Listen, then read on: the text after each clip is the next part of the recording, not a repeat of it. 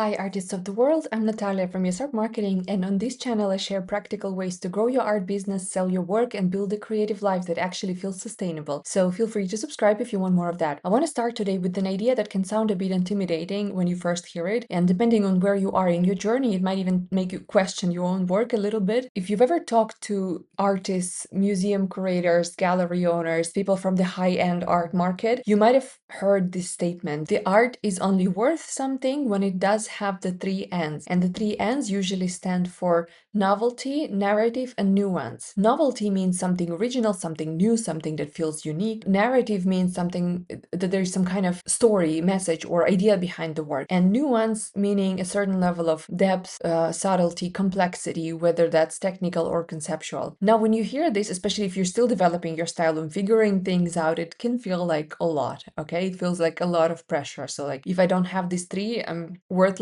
and it's not gonna work. Yeah, I'm not gonna get there. Yeah, I can't compete with people who already figured it out. And it can feel like your work has to meet all of these criteria before it can be taken seriously, or before it can have any real value, before you can offer it for sale or be proud of it in any way. And I think that there's where it's important to slow down and look at this idea from a more grounded and realistic perspective, because yes, there is a truth there, and these three elements can absolutely make your work stronger, and they are required for the high-end art market. They can make it more memorable, more emotionally engaging, more recognizable, more valuable in a way. Yeah, they can help you build a clearer identity as an artist over time. So the idea is not completely wrong, but the problem is how it's often interpreted by the other artists who are not in a high-end art market, who are selling online through Instagram, through small private galleries, through events, through art fairs, in all kinds of different ways.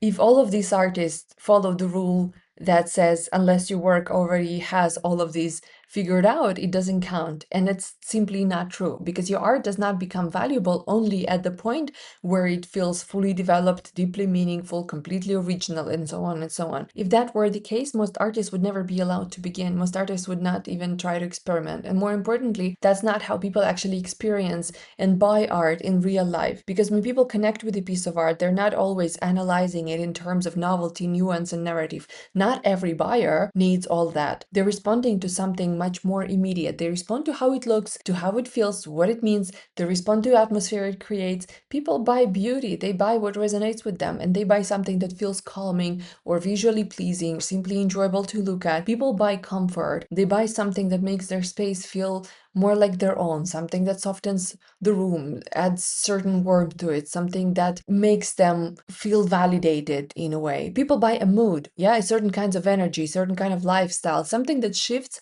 how a space feels for them when they walk into it. They buy identity. They choose things that reflect who they are, or who they feel they are becoming, who they want to be. Sometimes they can't even fully explain why they're drawn to a piece, and they just know that it resonates with them, and that's enough. So your work doesn't need to carry all of that weight. It doesn't need to be this profound, life-changing message in order to be valuable. It doesn't need to reinvent an entire medium. It doesn't need to be perfectly unique in a way that it's never been seen before. It just needs to create some kind of connection, and that connection can happen in many different levels. Now, something that I think is really important to understand, especially if you want to build something sustainable with your art, is that your art and your business are allowed to grow at the same time. It's not a sequence where you first perfect your art and only then you're allowed to share it or sell it or to be even proud of it. These are two parallel processes. You make your work, you share it, you put it out there, you learn from it, you evolve, you see what people say, how people resonate with your art. You do all of that in public. And I know that it can be uncomfortable, stressful, vulnerable at times, because you get yourself seen before you even feel completely ready, and you open yourself up to critique. But the truth is,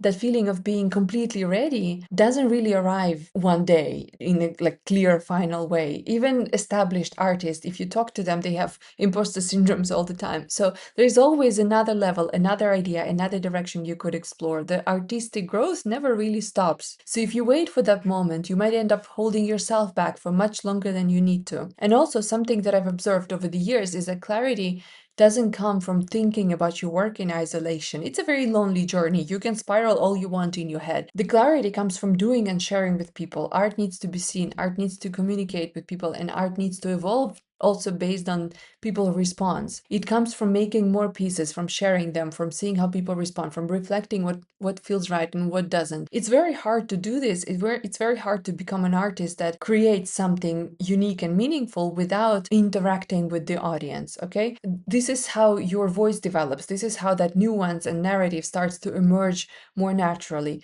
Not because you forced them, you just decided them like this in the beginning, but because you stayed in the process. So in a way, trying to earn the right to sell your art by reaching some ideal standard first can actually slow down your growth, and you're delaying the exact experiences that could actually help you move forward. That doesn't mean that those three ends are irrelevant. They are relevant. They can be very useful as a direction, as something that you gradually move towards over time. You keep them in mind, okay? But you might start noticing what feels more originally in your work in the process. You might begin to explore certain ideas more deeply. Yeah, you might feel a certain kind of story that you want to explore, that the theme that keeps reappearing in your work, something that you naturally keep coming back to. And slowly your work becomes more layered, more intentional, more defined.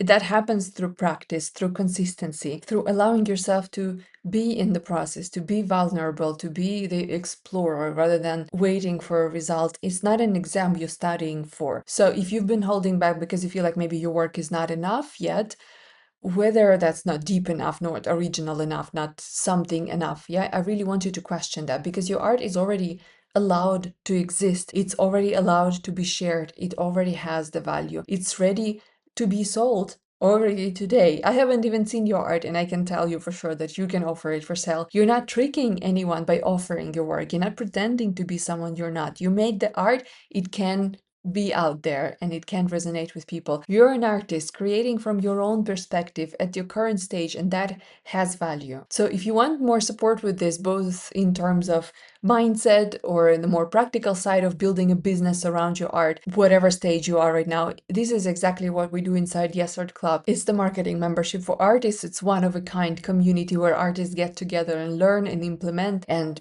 learn how to make more money with the art.